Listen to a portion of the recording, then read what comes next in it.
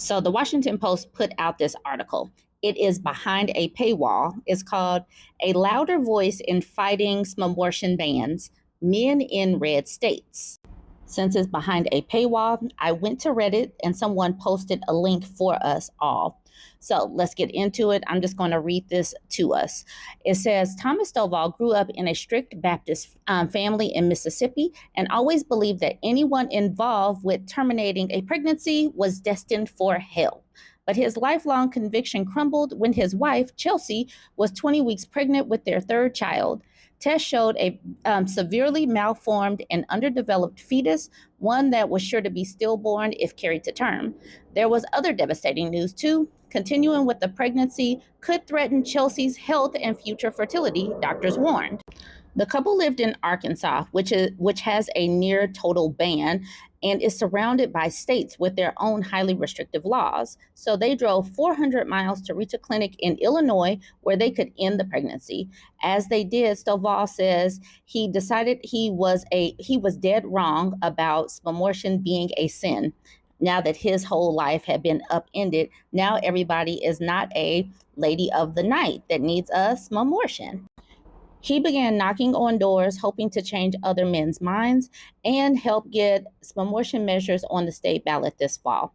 2 years after the Supreme Court toppled federal protection for the procedure, growing numbers of men in red states are speaking out in defense of reproductive rights because of the harrowing experiences they've seen their wives or partners go through when pregnancies went tragically awry, endangering their health or the ability to bear children. Some, like Stovall, had been staunch abortion opponents.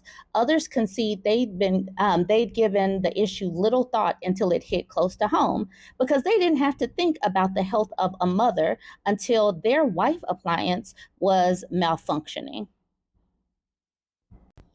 It's like an ocean change for men, and conversation has shifted to include men in high-profile ways, says Orrin Jacobson, a co-founder of Men for a Choice.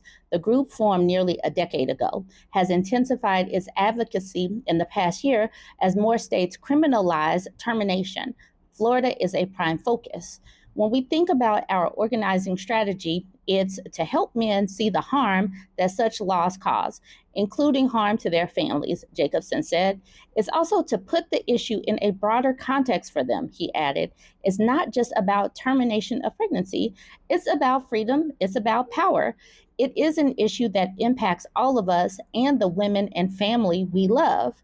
The emergence of men's voices in deeply conservative states, several with measures to protect abortion on the ballot in November, has been particularly striking.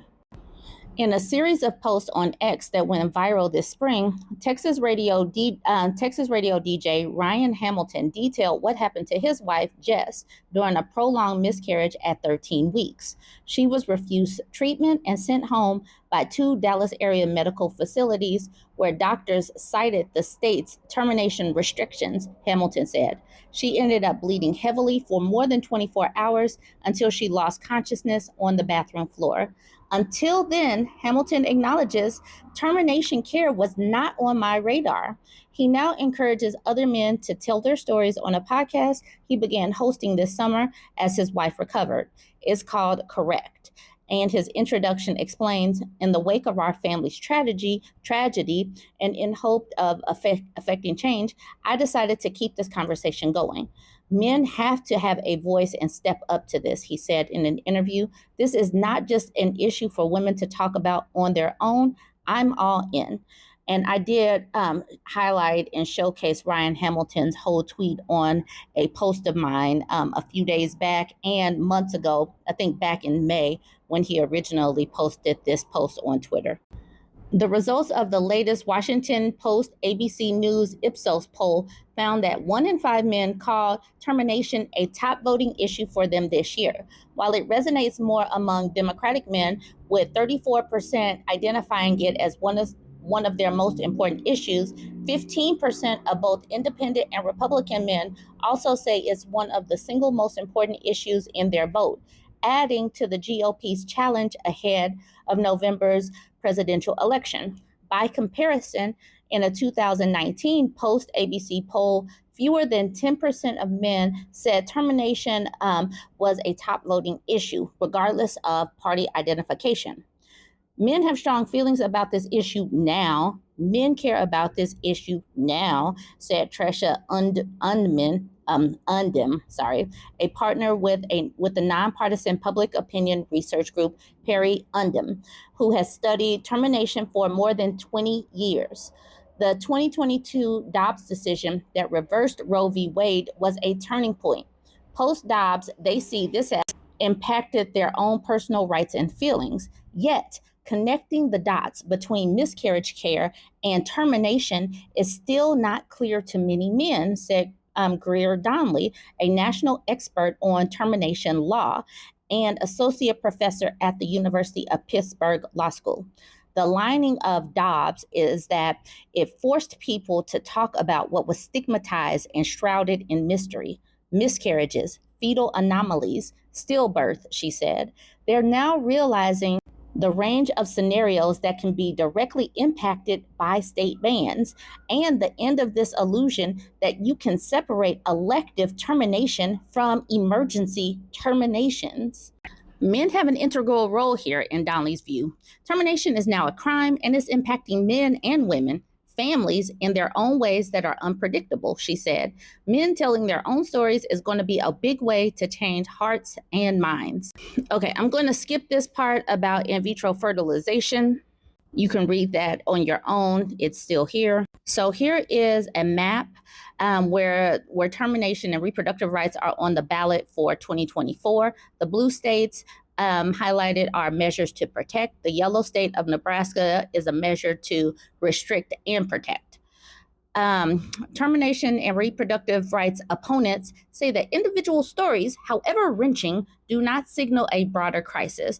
The president of Texas Right to Life, for one, blames a liberal conspiracy between media and doctors seeking to make a political statement about the bans.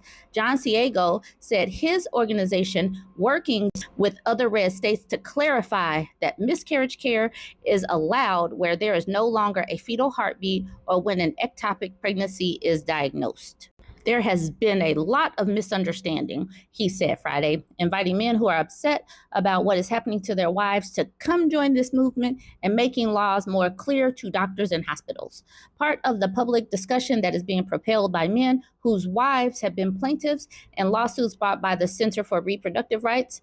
The litigation's goal: more definitive medical exceptions to guide physicians fearful of running afoul of those laws.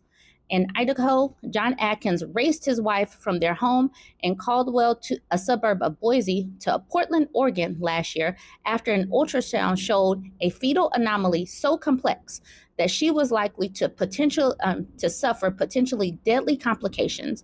Jennifer was nearing the end of her first trimester. I felt like a fugitive, says Atkins, 37, a sixth-generation Idahoan. He remembers local doctors telling the couple that ending her pregnancy at that point would be illegal.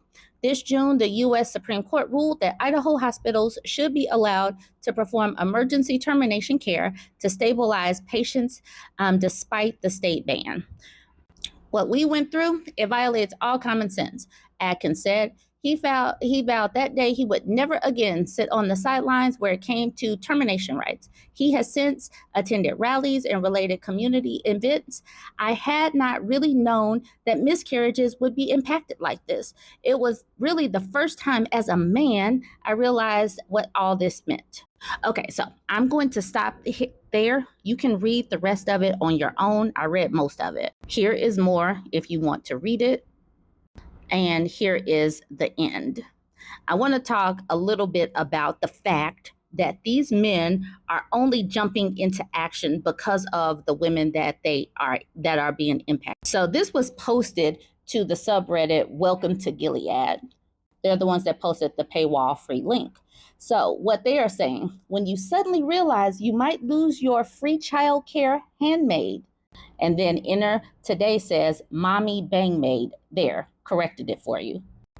We're going to keep talking about this. Like Danny says, these guys were all for terminations bans when they thought it was all ladies of the night. having them for funsies. But once their wives nearly die because of these bans, now they're worried about the effects of these bans. And then the OP says, the leopards are eating a lot of faces lately. And a duck in past life says, it's funny how fascism works. Not. I mean, the richest man in the world just spouted some garbage fascist BS about only the richest top men in the world being able to make decisions for everybody should be allowed that privilege. Like, they don't give a F about men who make $100,000 a year. In Headmaid's Tale, they kidnap rich dudes' wives and daughters too to broodmare them. Fascism doesn't stop at poor and unfortunate. It devours itself until everyone is miserable and suffers. There's no good fascism where suddenly order remains stable. If you're lucky enough to be unaffected by the beginnings of fascism, you're unlucky enough that the night of the long knives will come to catch up and eat your face too. The only times in history where people in general gain happiness is when personal freedom and democracy reign, not wealth and power. I am happy that men are speaking. I am happy. It just is so irksome when these men and the pro life women or the formerly pro life women speak after having a medical emergency, because there have been some of us that have been speaking out about how this would harm women, but they all just thought, oh my God, you just like to unalive babies and you guys just don't like the babies. It's just like, ugh, but at least they're talking now.